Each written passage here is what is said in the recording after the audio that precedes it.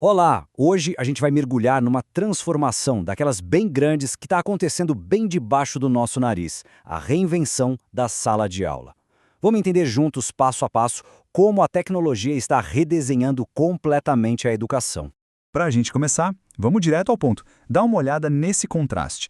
De um lado, a escola que muitos de nós conhecemos da era industrial. Do outro, o que está surgindo agora, na era digital. De um lado, o professor fala e o aluno escuta. Do outro, todo mundo constrói junto. É essa virada de chave que a gente vai explorar. Então vamos voltar um pouquinho no tempo para um cenário bem familiar, a sala de aula tradicional. Um sistema que foi o padrão por décadas e décadas, sabe? E que foi pensado para um mundo muito diferente do nosso. E o que isso quer dizer na prática? Bom, significava que o professor era o centro de tudo, a única fonte do saber. Para os alunos, o papel era bem definido: sentar, ouvir, absorver e depois repetir exatamente o que foi ensinado. Uma via de mão única mesmo. E as características desse modelo antigo são muito interessantes. O conhecimento era como um pacote, transferido de uma pessoa para outra. A sala de aula era um lugar de competição, cada um por si. E as ferramentas, né? Giz, quadro negro, livros, tudo reforçava essa dinâmica. Um sistema que fazia todo sentido para as necessidades da sociedade industrial daquela época. Só que aí, o mundo lá fora começou a mudar. E não foi uma mudança qualquer. Foi uma verdadeira onda, um tsunami digital que veio para chacoalhar todas as estruturas, inclusive os muros da escola. Pensa numa avalanche de informação, de conectividade, de novas formas de interagir. Foi exatamente isso. E o ritmo foi tão, mas tão rápido que pegou muita gente de surpresa. A escola, claro, não ficou de fora. E para ter uma ideia da velocidade disso tudo, olha só esse gráfico. Ele mostra o crescimento do uso da internet no Brasil num período curtíssimo de só 4 anos. Em 2008, menos da metade da população era usuária recente. 4 anos depois, em 2012, esse número pula para 61%. É um salto gigantesco. A internet deixou de ser novidade e virou parte do dia a dia. E essa citação do Zwin, de 2010, captura o sentimento da época perfeitamente. A sensação não era de uma simples mudança, era de estar no meio de um furacão.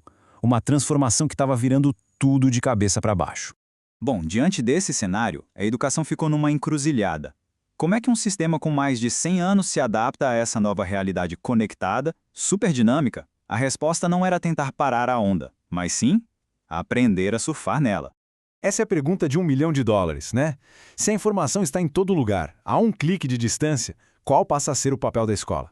O foco, então, precisou mudar completamente. E uma nova filosofia começou a surgir. É aí que entra um conceito chamado educomunicação. E o ponto-chave aqui não é só colocar um monte de computador na sala de aula. A ideia é muito mais profunda. É usar a comunicação e a tecnologia para criar um ambiente de aprendizado mais aberto, mais justo e com menos hierarquia. Com isso, o papel do aluno se transforma da água para o vinho. Deixa de ser um espectador passivo para se tornar o protagonista da própria história. Não é mais alguém que recebe informação, e sim alguém que descobre, que constrói e que transforma essa informação em conhecimento de verdade. Agora, se o aluno vira o protagonista, o que acontece com o professor?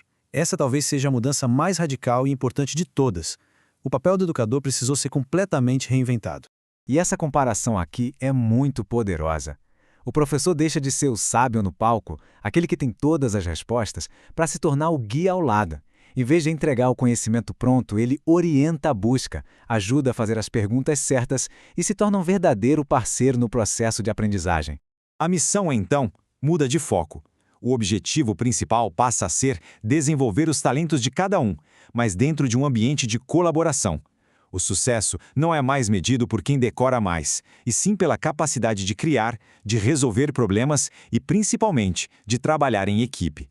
Mas vamos ser realistas, essa transição não é um conto de fadas. Colocar tudo isso em prática traz uma série de desafios enormes que a gente precisa encarar de frente. Sim, o caminho tem alguns obstáculos bem grandes. A exclusão digital ainda é uma realidade para muita gente. A infraestrutura de boa parte das escolas ainda é precária. Os professores precisam e muito de formação para assumir esse novo papel. E talvez o mais sutil, existe a armadilha de usar a tecnologia só por usar, sabe? Sem um propósito pedagógico claro. E tudo isso nos leva a uma reflexão final. Afinal, o que realmente significa ser uma pessoa educada na era digital?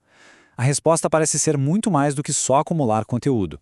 Talvez hoje ser educado seja saber pensar criticamente, saber navegar nesse oceano de informações, ser alguém que colabora e constrói junto, e, acima de tudo, ter a flexibilidade para aprender, desaprender e reaprender a vida toda. Porque o mundo, esse sim, não para de se reinventar.